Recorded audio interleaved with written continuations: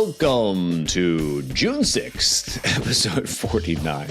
Oh my gosh, somebody stop me on these intros. Hey, there is a reason why most people skip the pre-bolus. And you want to know, like, it's not laziness. It isn't rebellion. It's not fear. My name's Neil. This is your best T1D year podcast. And I've lived with type 1 diabetes since I was diagnosed during Air Force flight training. And next week, my book, Type 1 Diabetes True Stories, finally drops. I've been working on this for months and months. I wrote it for people like us, people doing the hard thing, like even when it's messy. We'll talk more about that soon.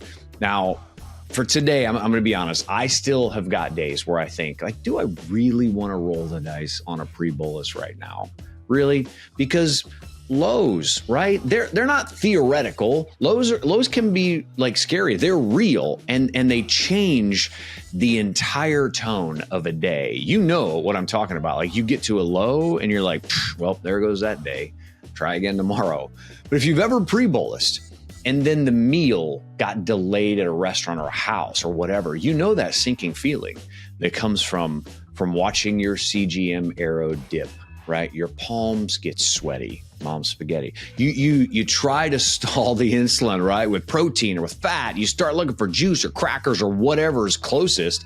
So when people say to me, like, just pre-bolus every time, it's like, oh, I mean, bro, okay. Like, that's easy for you to say.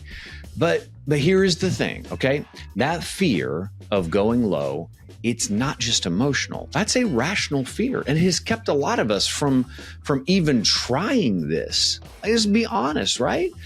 And if we're just going to get into it, okay, one of the biggest shifts for me came when I stopped trying to perfect the pre-bolus and just started experimenting.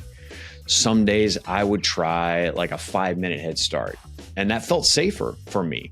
Other days I would wait to see that CGM arrow like flatten before I took a bite.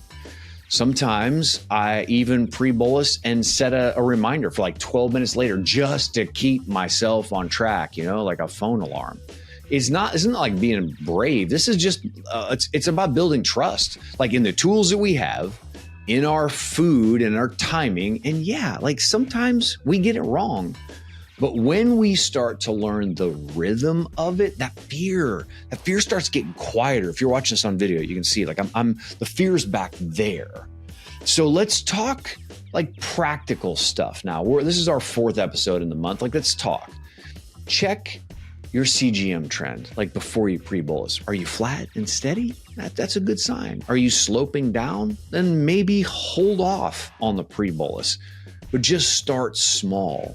Because if 15 minutes feels risky, try 5, because even a few minutes helps.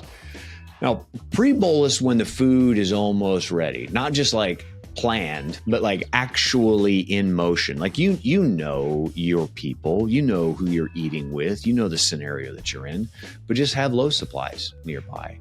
This is not like a weakness if you've been afraid of it. It's just caution.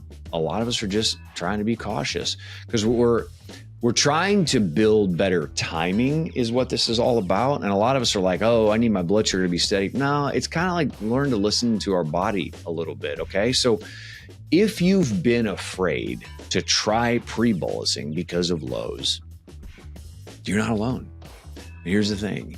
Fear doesn't have to run the show, okay? You get to test. You get to adjust and learn. And when you do, that fear starts to kind of lose its grip a little bit, all right? We have new episodes of this podcast to drop every Monday, Wednesday, and Friday. You're like, Neil, that's too much. Trust me, 5 minutes is plenty. Now, here's something that genuinely surprised me. You might not know this. Let's talk numbers for a second because they matter. Did you know that 70% of all the counties in the United States don't have an endocrinologist?